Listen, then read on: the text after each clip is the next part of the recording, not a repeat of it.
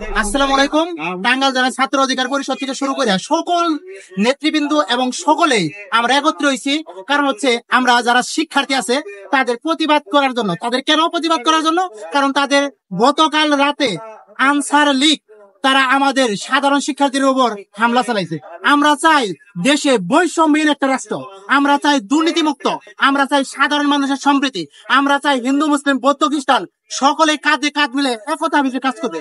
আমরা সেজন্যই আমাদের যারা সহযোদ্ধা আছে, আমাদের সহভাই আছে, তারা অত্যন্ত কঠোর পরিশ্রম করে বন্যার্ত মানুষের জন্য সেবা করছে এবং তাদের টান তুলছে। আজকে বলেছি, আজকে আমাদের এই প্রেস ক্লাবের সামনে দাঁড়ানোর কথা ছিল না। আপনারা জানেন বাংলাদেশের আজকে দুঃসময় চলছে। ভারতীয় প্রাণী আগ্রাসনের যে আমরা চিত্র দেখছি, আমাদের ভাইয়েরা আমরা সবাই সেই কাজ নিয়ে ব্যস্ত আছি, ত্রাণ কার্যক্রম নিয়ে।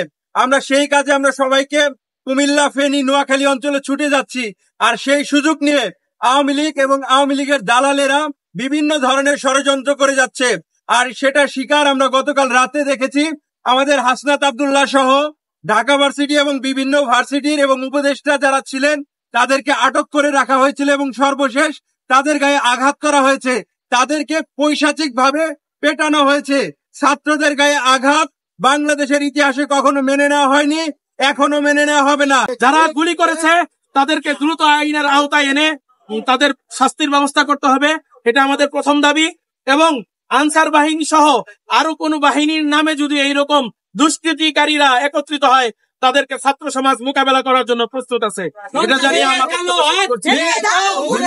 সন্ত্রাসীদের কালো হাত, সন্ত্রাসীদের কালো হাত।